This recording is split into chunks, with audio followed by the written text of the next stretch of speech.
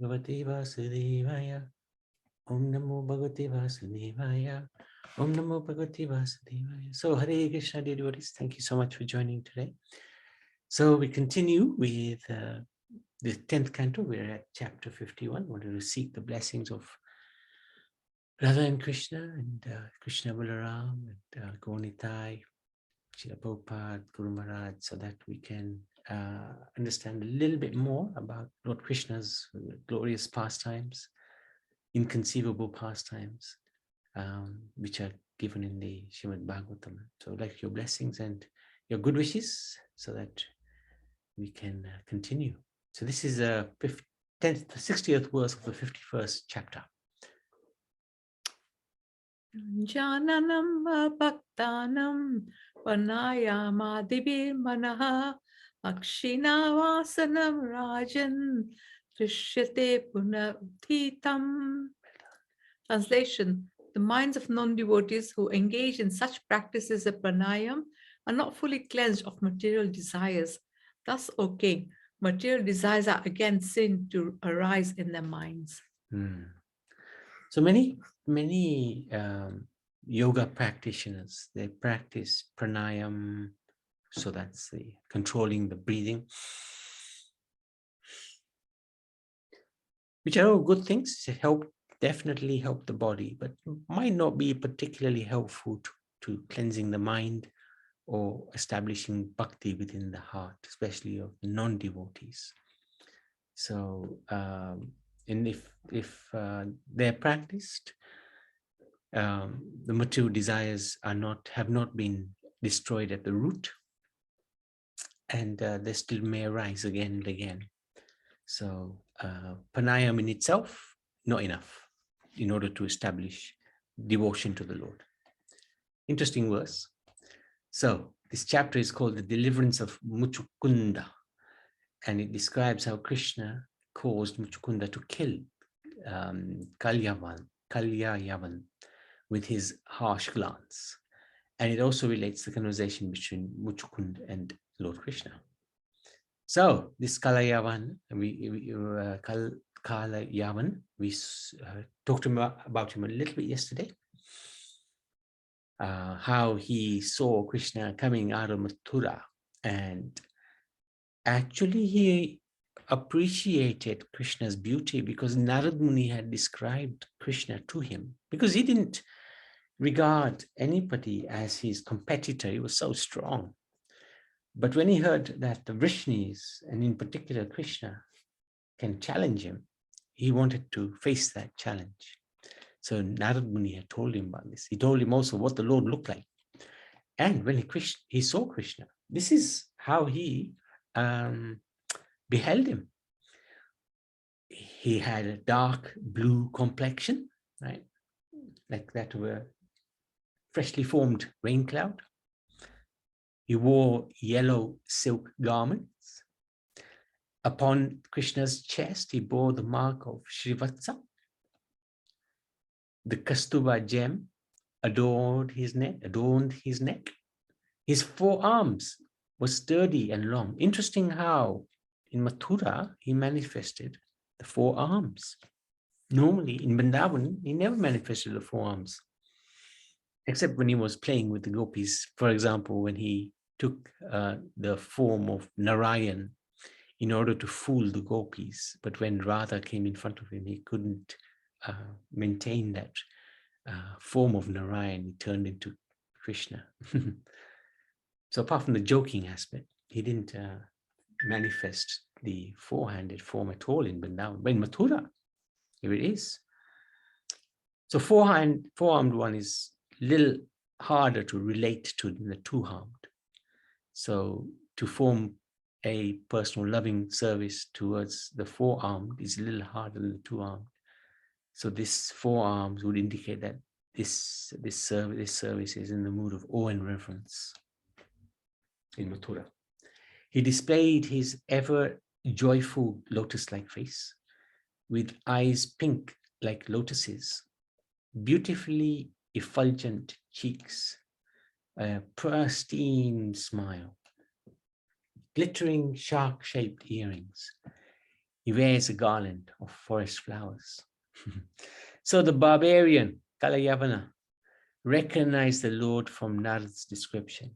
As the Lord was on foot and unarmed, the demon ran after him, who turned and ran away to a cave, walked away to a cave actually. So it's very interesting how the demon, although running, never could catch up to Krishna. Whereas in Vrindavan, we see the pastime of Mother Yashoda. She ran after Krishna, and Krishna was also running, but she caught him. So this shows the superior love. Love of the devotee can catch Krishna, but the demon, even if Krishna is walking and the demon is running, cannot catch Krishna. Appearing virtually, yes, just I think we may have or may not have. I'll have a look. Appearing virtually within the reach of Kalayavana's hands at every moment, Lord Hari led the king of the Yavans far away to a mountain cave. While chasing the Lord, the Yavan cast insults at him, saying, "You took birth in the Yadu dynasty. It's not proper for you to run away." So he's calling him a coward. But still, Kalayavana could not reach Lord Krishna because his sinful reaction had not been cleansed away. There you go. This is titled, this picture is titled Krishna fought with the soldiers of Kalayavana. So this might be him, not sure. Probably is him. He's running after Krishna, and Krishna is just chilling out.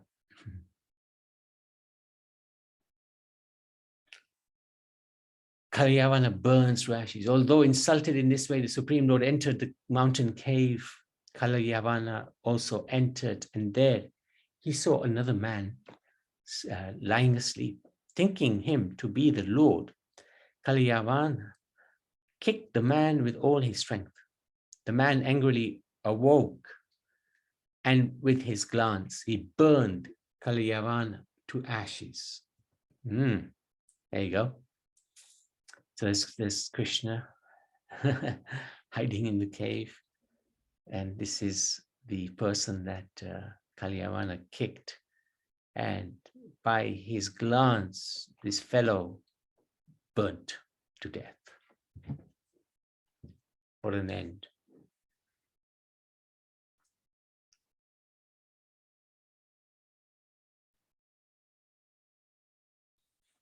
So who was that person? Parikshit Maharaj inquired about the identity and powers of the sleeping man. His name was Muchukunda, who was born in the Ikshwaku dynasty as the son of Mandata. He was devoted to Brahminical culture and always true to his vow in battle. He had previously defended the demigods from the demons for a long time.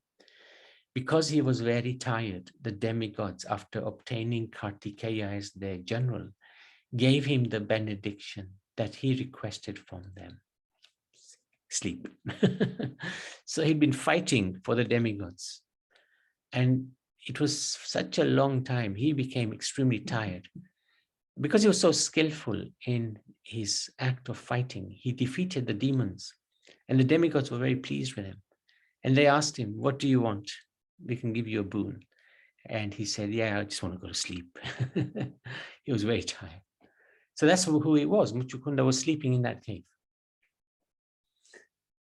And he, with his glance, just simply by his glance, destroyed him. Muchukunda saw Krishna with 4 arms adorned with a Vaijayanti garland and his beautifully smiling face. He questioned Krishna as to his identity and also revealed his own identity to the Lord. And Lord Krishna revealed that he is the Supreme Personality of Godhead. Krishna then enlightens Muchukunda. Lord said, "My dear friend, I have taken thousands of births lived thousands of lives and accepted thousands of names. In fact, my births, activities, and names are timeless. And thus, even I cannot count them. Krishna then explained that he currently is the son of Vasudeva.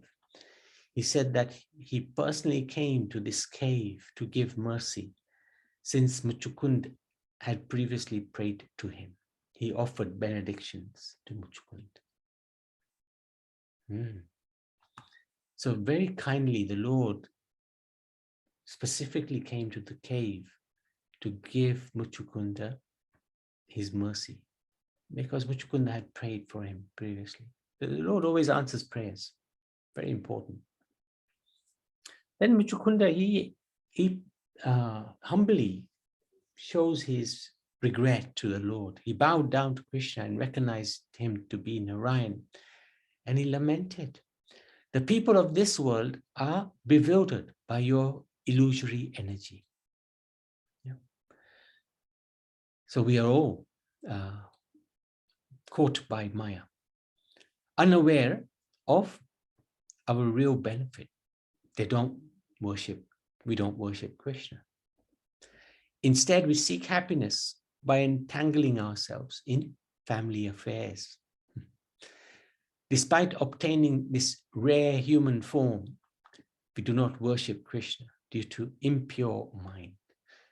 Such people have fallen into the darkness of a material home. So this can be a big disadvantage if we have attachments which we can't shake off. I have wasted all this time being intoxicated by my opulence as a king, becoming attached to children, wives, treasury, land. I suffered anxiety. When one is attached to something, there's always the anxiety of losing something or might be losing something. I've traveled the earth with my army, disregarding you due to my pride. An intensely greedy man, I have enjoyed my senses, and suddenly, enjoying his senses is suddenly confronted by you. Like a hungry snake licking its fangs before a mouse, you appear before him as death. So this is something that we got to be very wary of. If we are in the middle of trying to enjoy our senses and being attached, and death comes, that's a pretty precarious situation. Once known by the name king is later, due to time, called feces, worms, or ashes. So we shouldn't be too proud that I have a great title. If we attach to our titles, well, it shows where we are at. A man sits on a throne, receiving praise from leaders who were once his equals. But when he enters the wife's chambers, due to sex, he is led just about like a pet animal. He whose urges are rampant, thinking, I am independent, cannot attain happiness. So these are all his very nice prayers, which really are applicable to us. And very interesting how he sort of analyzes that. He's had a lot of time to think. So, Muchukunda's gratitude. Then he continued, when the material life of a soul wandering in the world has ceased, he gets the association of your devotees. So devotees' association is very important. And the devotee awakens devotion unto the Lord within himself. Or the person awakens the mood of devotion within himself. Since my attachment for my kingdom has ceased, this is your mercy on me. So it's very hard to get rid of attachment to this world, in this world. Family, home, wealth, very hard to get rid of that attachment. Only if we surrender it to Krishna, give it to Krishna, can we hope to be rid of our attachment. Such freedom is prayed for by saintly rulers of vast empires who desire to enter the forest for a life of solitude. This is quite amazing because in the Bhagavatam, we see many examples like King Bharat, who were great kings, and they just abandon everything and go to the forest. Very hard to do, but very amazing souls who can do it. The only boon I want is service to your lotus feet. I am approaching you for shelter, having put aside all objects of material desire, which are bound to the modes of passion, ignorance, and goodness. I am approaching you, the Supreme Personality of Godhead, for shelter. Nice prayer. You are not covered by mundane designations. For so long, I have been pained by troubles in this world and have been burning with lamentation. My 6 enemies are never satiated. I can find no peace. Therefore, please protect me in the midst of danger. I have, by good fortune, approached your lotus feet, which thus make one fearless and free of sorrow. So when we do take shelter of the Supreme Lord, especially by chanting the holy names, then we don't have anything to fear because we are connected with the Supreme Lord in the best possible way. So Krishna was very happy with Mukchukunda's prayers. The Lord said, "O Emperor, great ruler, your mind is pure and potent. Thus I enticed you with benedictions. Your mind was, though I enticed you with benedictions, your mind was not overcome by material desires." So this is what the Lord does. Sometimes he tests, gives some benedictions, gives some material benedictions, and just to see if the devotee is fixed on his service, or does he still want some enjoyment in this world? Lord always gives that choice. He'll check us out. Do you still want to enjoy in this world? Okay, it's your choice. Understand that I enticed you with benedictions just to prove that you would not be deceived. The intelligence of my unalloyed devotees is never diverted by material blessings. The minds of non-devotees who engage in such practices as pranayan, this is what we were, that verse that we read, are not fully cleansed of material desires. Okay, material desires are again seen to arise in their minds. Wander this earth at will with your mind fixed on me. May you always possess such unfailing devotion for me. Such a wonderful blessing.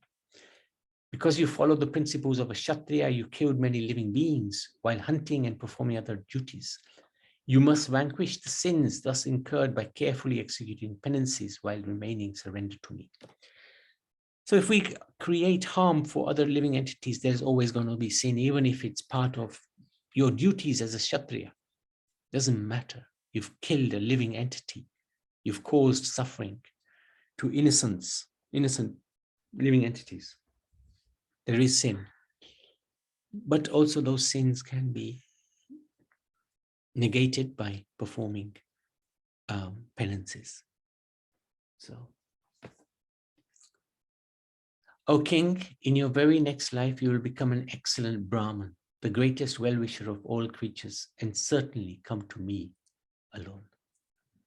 So this is the wonderful blessings that Krishna gave to Muchukunda. And that's the end of the chapter. Oh, sorry, Madhusudan Prabhu, you have sent it to me. Let me just put it in now. Any questions, any comments? Well, I just get that together.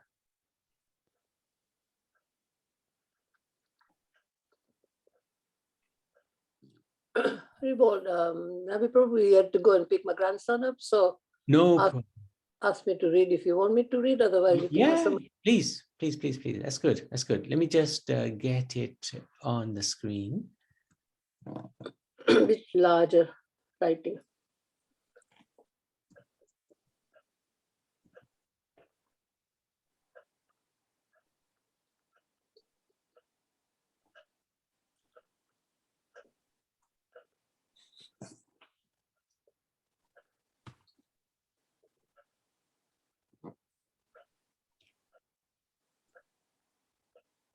Okay. Make it bigger. Oh, yeah. Good idea. Let's do that. I've got my glasses, but still can't read it, so make it a bit enlarged. Thank you. Yeah, we definitely can. Definitely can. Just 1 second.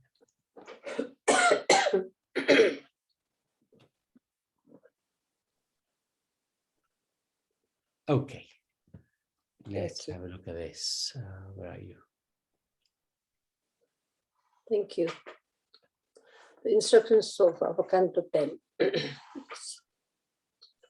Chapter 51. Om Namo Bhagavate Vasudevaya. We learn how Krishna resolves the situation of both Kalyavan and Muchukunda. Kalyavan could not even grasp Krishna due to his impious deeds, but gets disintegrated by Muchukunda's glance in the cave after he kicks him and wakes him up. We learn through Muchukunda's inquiries about Krishna and what he asks the Lord, who then tells him, "O king, in your very next life, you will become an excellent Brahmin, the greatest well-wisher of all creatures, and certainly come to me alone." And as the purport further explains, Sri Krishna states in the Bhagavad Gita, chapter 5, text 29. Oh, I won't be able to read the Sanskrit. Suridyan sarva bhutanam jivatva mana santaram. A person attains peace by understanding me to be the well-wishing friend of all living beings. Lord Krishna and his pure devotees work together to rescue the fallen souls from the ocean of illusion. This is the real purport of the Krishna consciousness movement. Hare Krishna. Prabhupada ki jai. Prabhupada ki jai. Guru Maharaj ki jai. Any questions, any comments?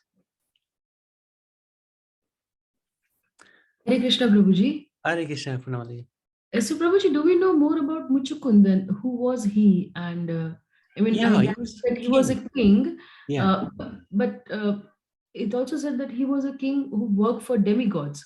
Yeah, he fought for them. He was a very good fighter. Ah, okay. Yeah. He was excellent at fighting. In fact, he served the demigods by defeating the demons for a long time. And the demigods became very pleased with him, and they said to him, "What do you want? You've done so much for us." And he said, "Yeah, I want to sleep. I'm tired." So they benedicted him. "You can go to sleep. I will put you in a cave. Nobody will disturb you." But in his previous time, he also prayed to the Lord saying, "I want to have darshan of you."